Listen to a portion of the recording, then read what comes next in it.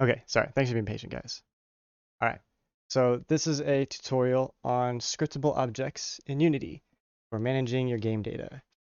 So have any of you guys ever used scriptable objects before? Or have you even heard of them? It's okay to say no.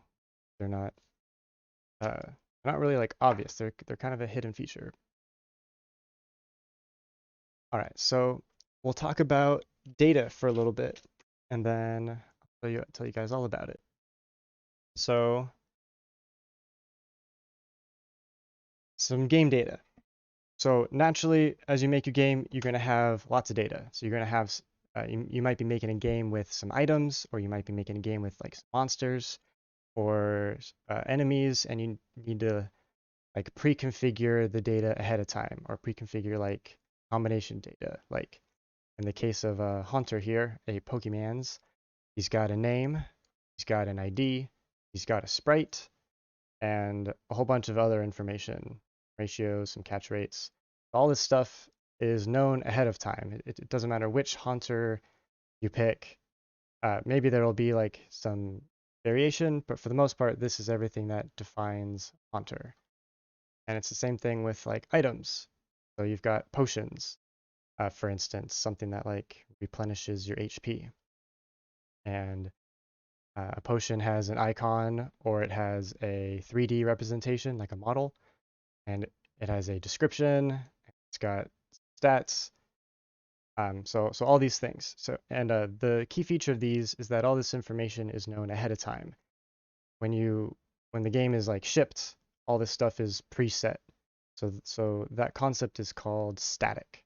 So there's so the two words are static and dynamic. Dynamic means changing. Static means known ahead of time or constant or unchanging. In programming, it has a lot of different meanings, but in our case, it's going to mean unchanging and known ahead of time.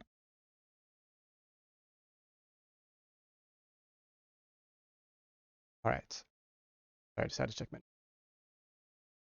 So in the chat, I dropped a folder. I think I called it very recently. Yeah, I dropped a zip file called playing card stuff. So, and I'll include that file here too in the video.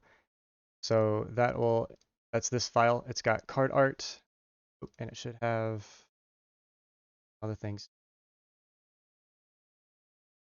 So it should have everything that you need for cards. So it's going to have a whole bunch of art and then also some materials, or at least one material and one shader.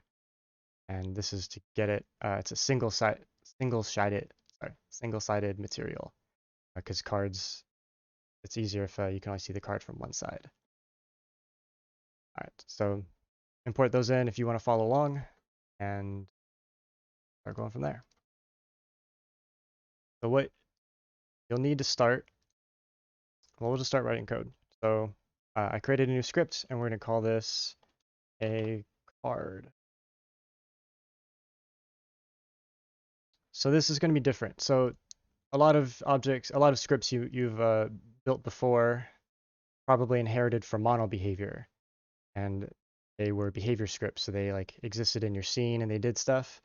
So we're going to model this behavior with playing cards because I think that's a great example of like preset your data, configure your decks. So we're going to make cards, we're going to make decks, and I'll show you how like some features of why to choose scriptable objects. So in this case, we're going to make card data, but it's not going to inherit from mono behavior. It's going to inherit from scriptable object. If you noticed, these are no longer blue, means they're no longer valid callbacks. So a scriptable object is still a Unity object. It's just it's like a sister to mono behavior. Mono behaviors exist in the scene, but scriptable objects exist in the project. They exist like in their files. So they're going to exist in the same space as like our materials and uh, our images.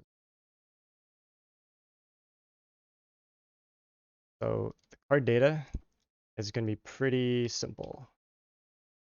It's going to have, well, a playing card. I'll just show you a picture real quick. We'll work on this together. So a playing card has an image, it has a visual representation, has a rank, and it has a suit. So 3 things: rank, suit, and image.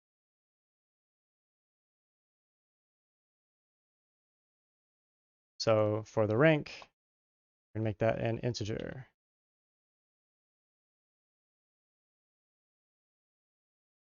Suits, I'll come back to. No, I'll do that right now. So suit, I think the best way to do this is with an enum. Enums. So the letter E is just a convention. You don't have to use it, but it means enum. Enums are enumerated data types, so they're just integers. They're just integers with a name. They're kind of like constants. So we're going to call this that's clubs, diamonds, hearts, spade. Club, diamond, heart, and spade. Cool. Then we're going to have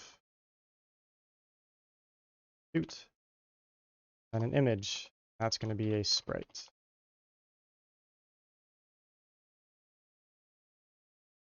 Any questions so far?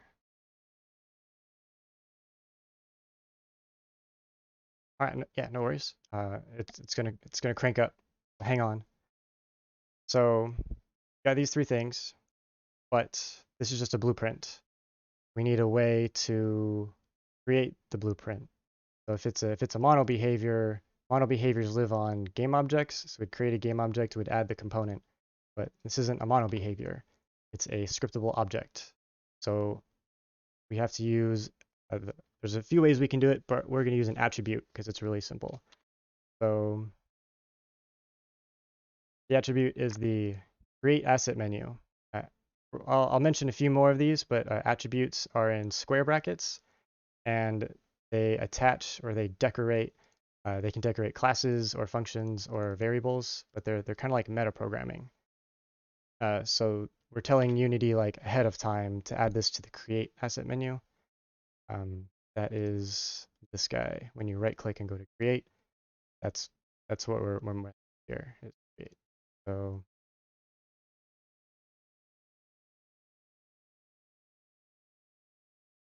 how to get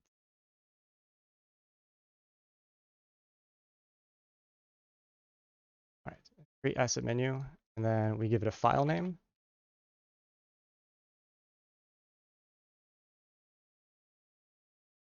Call this a card. Just for naming convention's sake, card underscore rank or suit. So it'd be like card 5 of diamonds. Then we have to give it a menu name, and I just do cards for organization's sake. That's all we really need. Yes, these can be on the same line. I think that's all you need. So because of this, we have added an entry into our create asset menu. So let me back here. Great. Here we go. Got cards. So now I can click this and it will create an instance from that blueprint. So this is a blueprint. This is an instance of it. I'm gonna create a new folder, just keep everything organized, called card data. Stick all my cards in here. So card data instance. Here we go.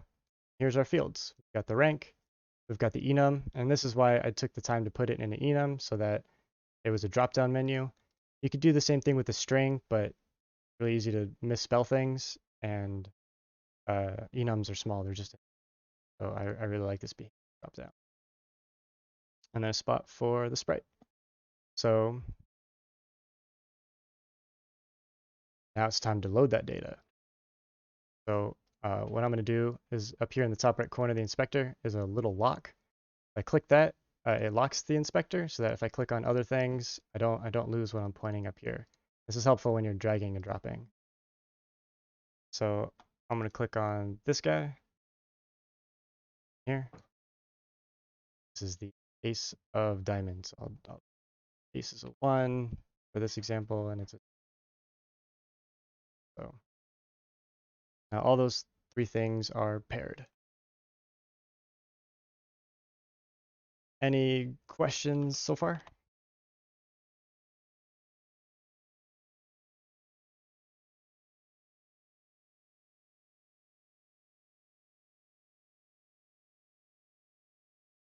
Cool. No worries. It's just on the chat. Okay. So we're just gonna only gonna do 4 of these because I'm not gonna do a whole deck of 52. But for the sake of this, I will do just a few others. So this is gonna be the 2 of diamonds, 3 of diamonds,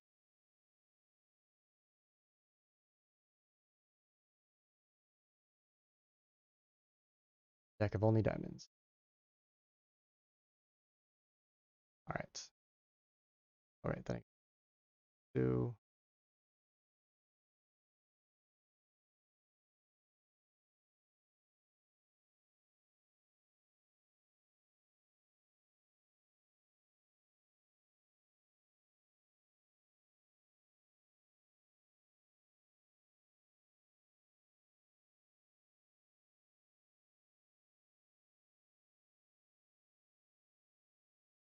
Cool. All right. All right. So now we've got a really small deck. So maybe we'd go through all 52, and well, we would. If we were creating a full 52 deck of cards, would have to do the same thing for each of them. And here we have all the data we need to make like a deck. But I'll come back to that. So this is all the data we need, but now we need something to show that data. So we need a mono behavior that will read data from the scriptable object, and then it will show it in like it'll like reflect those changes. So you're not these usually pair where you will usually have data that is represented in space with the game object.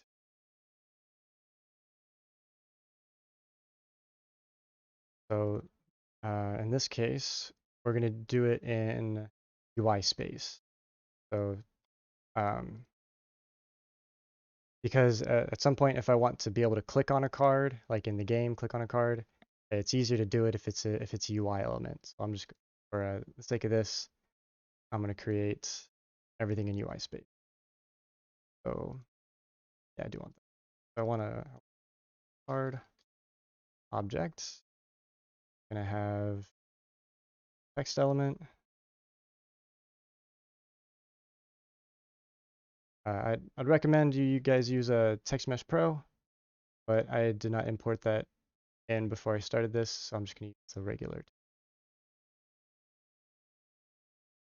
So it's going to have a text which will display the rank, just for convenient, or just to show it, and it'll have an image to represent the face.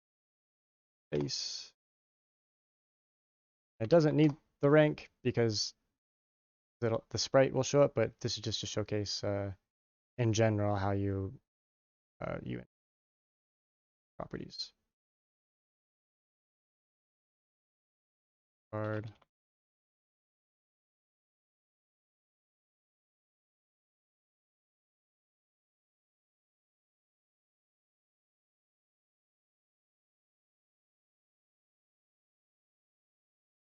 Yeah, so we've got the card data, we've got the card behavior. So this is going to be a mono behavior because it's going to exist in the scene. And it has a UI element. So we're going to need to be using UniEngine.ui. It's going to have a text.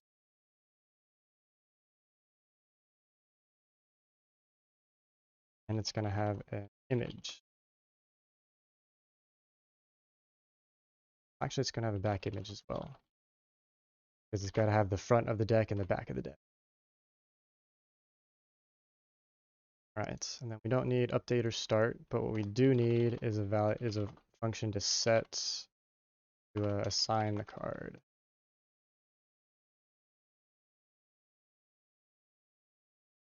So it'll take a card data.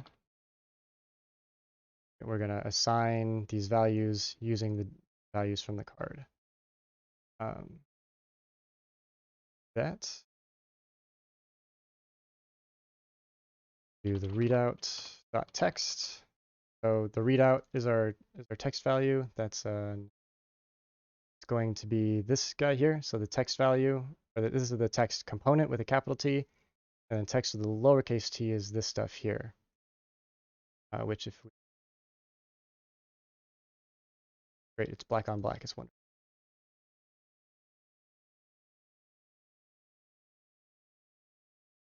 Set this.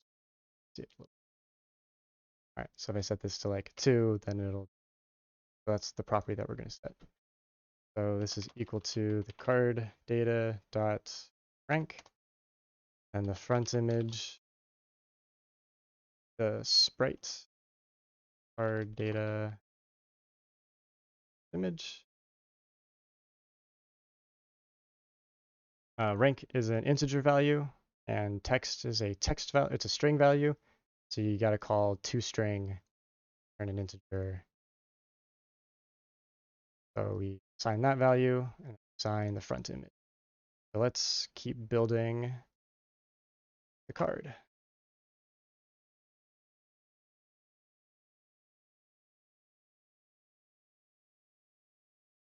Going to be the back image. Now I did see an issue with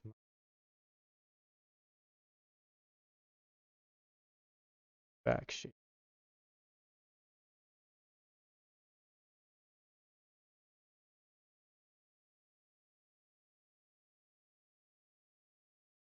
I fixed it. Okay, so if your shader is broken or says something error that you pull down from the package, click the shader up here and search for single-sided. Make sure that you're using this one. That's this guy here, the default single. Default single. So all this does is it's a shows the sprite on a single side.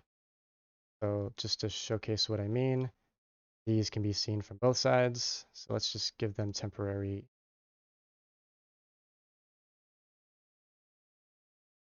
So ace can be seen from both sides. That is unintended. So instead what I do,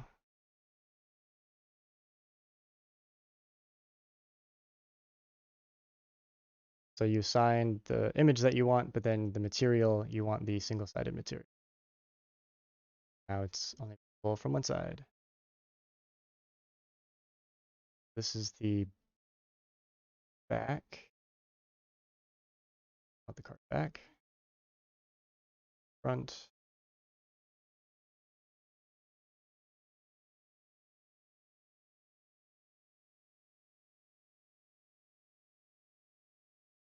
Oh, I had it locked. Face. This does get back.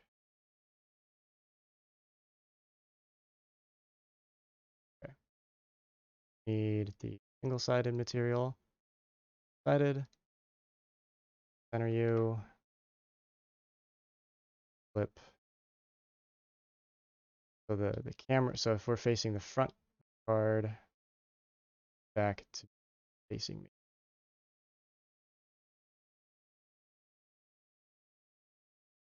There. So this took me a long time to really figure this workflow out because you played with cards a lot, but I think it's worth it.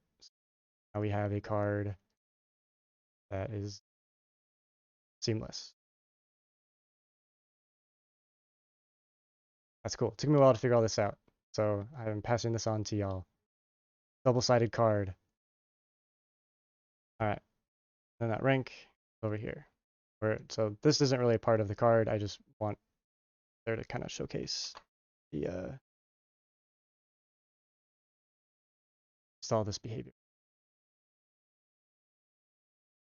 So let's assign all our values, all the references. We've got the rank text, got the front, got the back. Now I need a way to call this code. For now, I'm going to cheat a little bit. I'm just going to take the data. Well, on the sake of talking about attributes, so here's an attribute. It's called a header.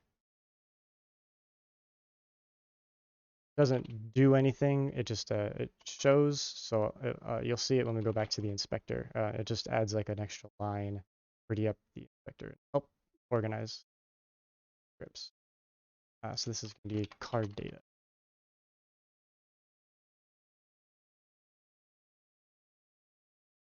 We're just going to load it on.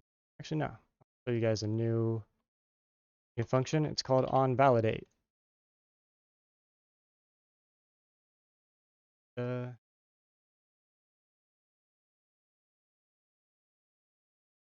this is a little circular. You might have some other mono behavior that would call assign card when the time was right. But for our small little demo purposes, we're kind of self-driving. So this all-invalidate function will be called anytime a value changes in the inspector. And that's going to happen when we assign the card data. It'll trigger this onValidate. And we will set information from the sprite or from the file.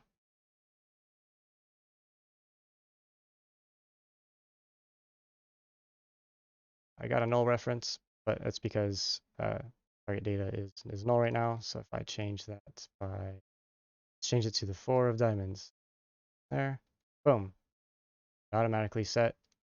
That was leftovers. So that's that's pretty cool. Is like it's set, so it says the 4, that's the ace. Like that's pretty cool. Yeah, big stuff happening over here. So something that would be good to do now is to create a prefabs folder. We're going to save this whole card object into our, because this whole thing represents a card, and if we wanted, we could then a prefab is a blueprint.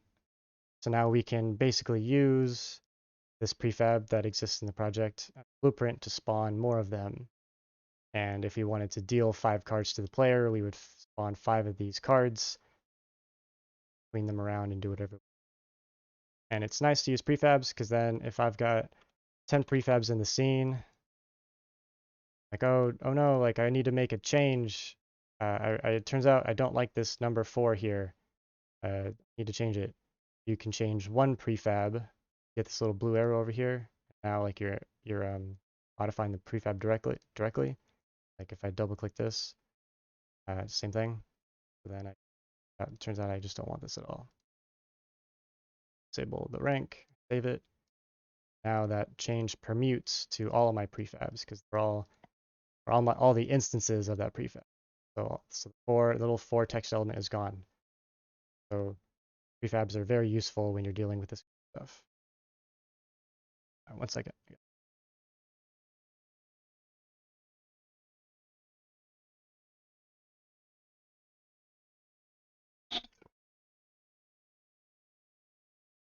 All right. Any questions or comments up until this point? Cool. No worries. I'm gonna do a little bit more scripting. So it would be quite disastrous if, say, this mono behavior, this card behavior, the thing that's in the scene, if it did something like this. If it did card data dot rank equal to 99999. So this is something funky. Way too big. There. Yeah. So it's still funky.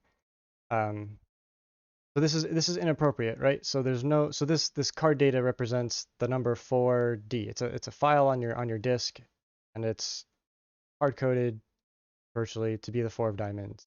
And now some other code has gone in and changed it to the 9 billionth of diamonds.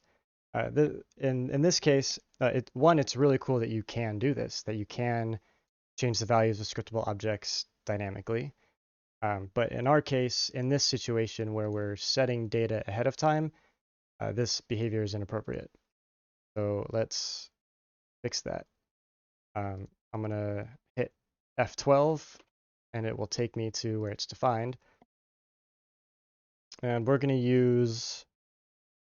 implement encapsulation. If you're a computer scientist, you've heard of data encapsulation, and this should be familiar. But if not, it just means protecting what, like if you've got a slot machine, the only thing on the slot machine that you as a person can interact with is the lever and maybe a button or two. All the other switches and pulleys and things are internal. You don't touch those. So this is the process of only exposing the things that should be exposed. So the short just means that we change everything that's private, or yeah, all this data becomes private serialized field. So this is another attribute. It's more metadata. Private means this value is not seen. So I guess the best way to explain this is just to show it. So serialized field just means show this object in the inspector for the most part. So everything's going to be private. Yes. Now come back to this. So everything's going to be private, and I just want to show what that does. We lose all our data. So private means you can't see it in the inspector, but we definitely want that to be the case. So we want the data to be private, but we want to see it in the inspector. So that's what serialized field means. Serialized field, show it. So we get all the benefits of hiding it from outside classes, but we get the bonus of having the developer being able to set it. Serialized field is a note for the set by develop hopper. Yep. Cool. So now we can't set it. So this is illegal, which is good because the number the two of clubs should never not be the two of clubs. But now we've broken this, and these are broken. So if we're in C++ land, and this is what you might recognize it from school, is you'd use a getter. We do public int get rank to return rank. So this is the object-oriented paradigm of private data that is publicly accessed. This works. There's nothing wrong with this, but we're in C++ or we're in C# land. We're Unity developers, so this is totally cool. This works. But what we're going to do instead is a property. We're going to do public int rank with a capital R. And there's a few ways to do this notation, but I think I can get away with this one. Yes, this works. So this rank and the get rank that was here before, they're identical in behavior, right? Like all they do is they return rank. But C# land, we prefer this one because it looks like a variable, even though it's not. So you just use a capital R.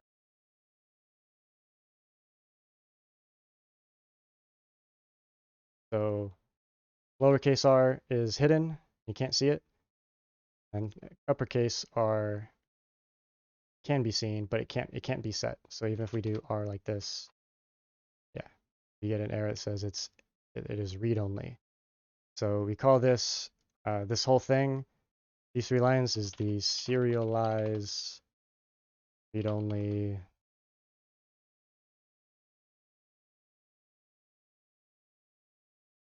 So it's serialized, so it's set ahead of time. It's private, so that it cannot be changed at runtime, and it's public, so that it can be accessed at runtime. That's a lot, but does all that kind of make sense? Or like, do you understand why we do those things?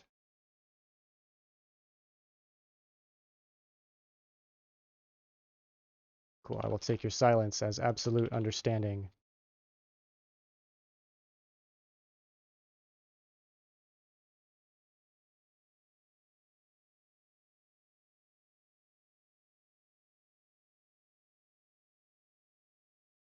It's gotta use godly.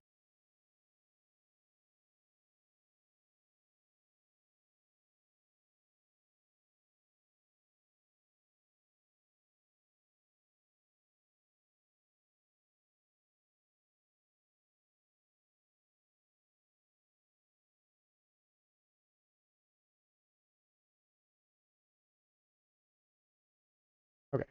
Oops. So the get keyword, if you really want to know, if you're super curious, it does this. So under the hood, you write get and then the arrow, which is in C# it's function notation. You are literally getting this function here. So that's why it's underlined red, because this the compiler will create this function that does this. But this is much prettier, and you'll see this all the time. So that's why I wanted to show it, because it's very common pattern that well to know. But either one works if you like the traditional C++ getters and setters.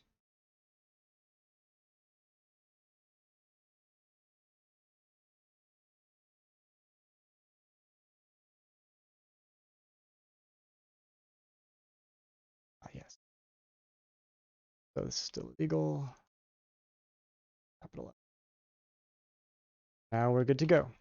Now our data is protected and it's persistent.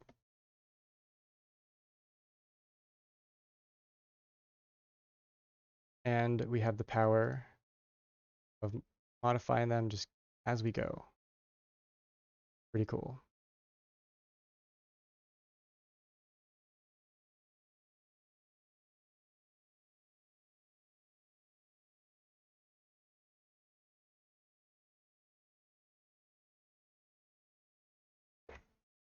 All right, next. We still have a few more minutes, so I'm going to show the deck. So this is data that's known ahead of time. And it's just data, nothing but data. There's no function. Well, there are functions, but they're just getters. So there's no like behavior. But a key word of scriptable object is that they are indeed scriptable. Means they can have behavior. So let's show an example of this. I'm going to create a deck. Deck is also going to inherit from scriptable objects. We're going to use the same serialized pattern because this is data that should be set by the developer ahead of time before the game starts. And it's going to be our data best, our data, give it a draw method. So you've got a deck, but the key bit is that you can add functions and you can do logic on these scriptable objects too. They're just as good as monos. So we're actually gonna code with them. So we're gonna do something pretty simple. We're gonna get a random index. This is gonna be manifest. No, random. Give me a random. Basically, give me a random element of this deck. So this array of card. Well, that's an array of cards. It's every card that's in our deck. So we're gonna get s.count length. It's an array.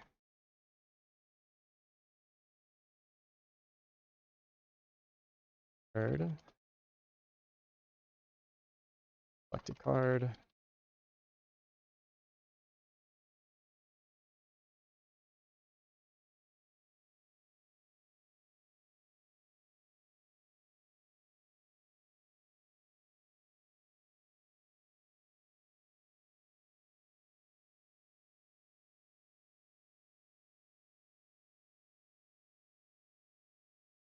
Cool. Now got this deck. Oh, we need to be able to create it as well. So we're gonna do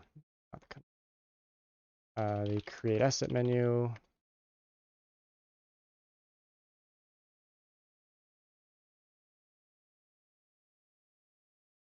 Do a cars slash deck.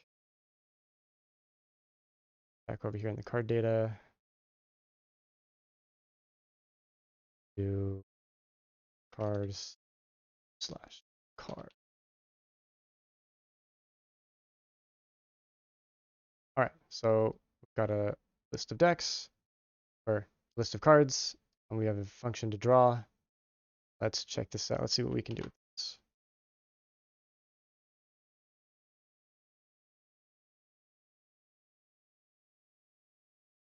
All right, so first we need to create some decks. I'll create a folder to put all of our decks because we will be making more. In fact, I'm going to create a folder, game data, stick my decks data in instances of scriptable object.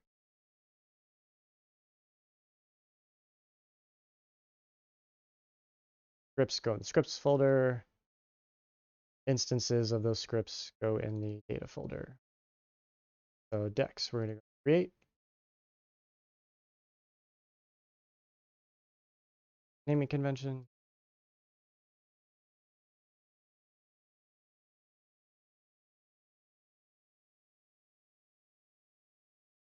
Deck.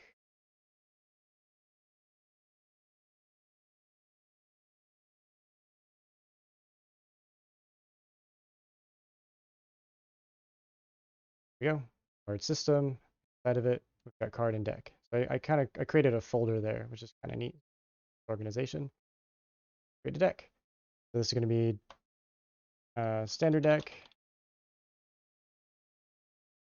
And here we've got our manifest. I'm going to lock the inspector.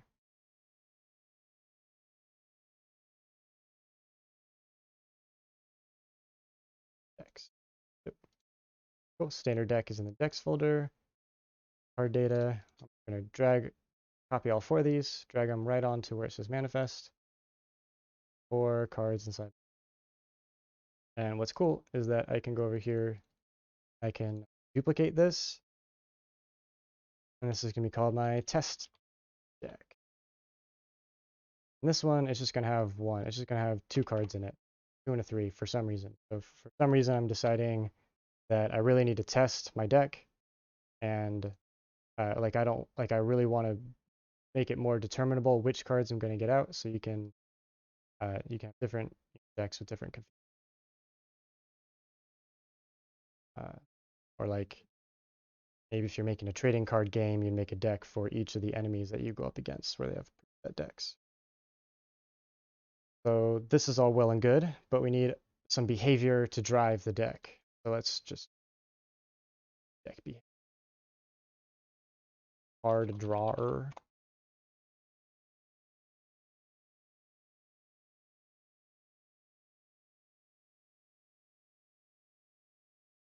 So card drawer, you ask?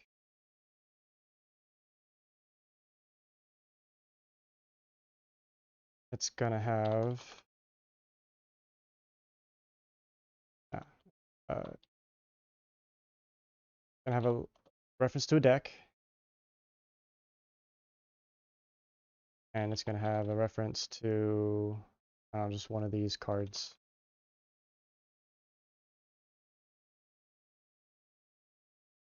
Card. So when this function gets called, we're gonna get a new card. So we're gonna get card data, card, get it from the deck, draw, take that card, and we're going to assign it to the mono behavior. I know that there's a lot of back and forth. So remember, the card behavior is this is the one that you see in the scene. This is it's a mono behavior. So the card drawer is going to get a card from the deck. It's going to assign it to everyone. Now I need a way to call this function, and just because I'm on the topic of attributes, here's another one for you called context menu. In fact, I had to set this one up, so we're going to figure it out. Just card. I like this. Okay, so this is context menu is an attribute that you can put on a function, and our let Unity load. First, we have to assign deck in the card. Card case, single it out.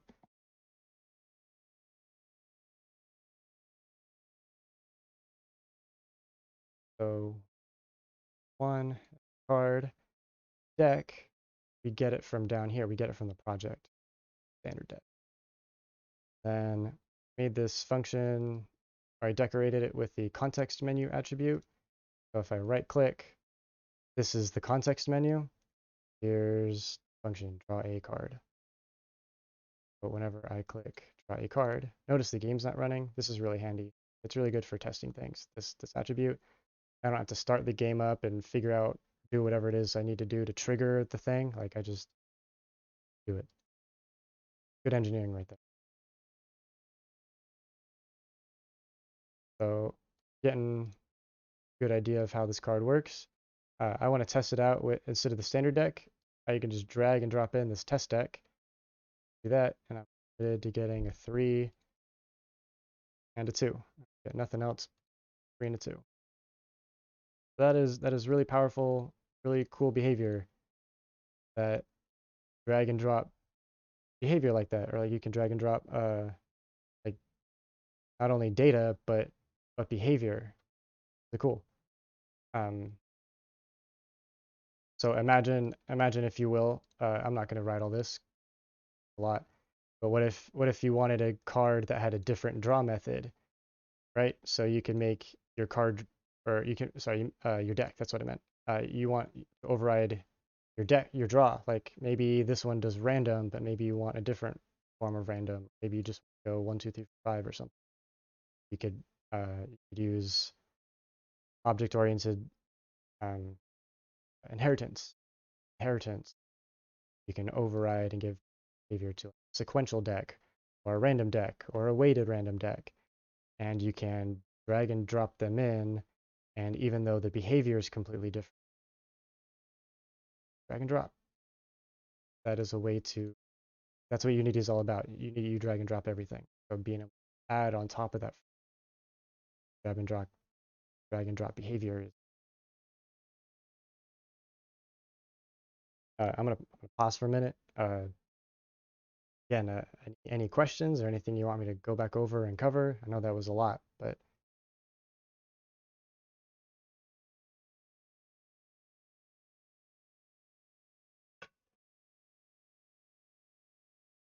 I'm gonna check the chat. All right. Cool. Well, it's 7 o'clock, so that's the top of the hour. Have you guys had enough, or do you want to see some more? What do you guys feel? We can call it here, or do you get thoroughly overwhelmed? I think you can do what you're gonna get at here. What's up? Yeah, just I said like I'm good with like where you are right now. Okay, yeah, no problem. I know it's a lot to take in, especially on a Monday. I'd say postpone it to next week. Or Cool. no. In 2 weeks, I said we should postpone it. Another time it will be. So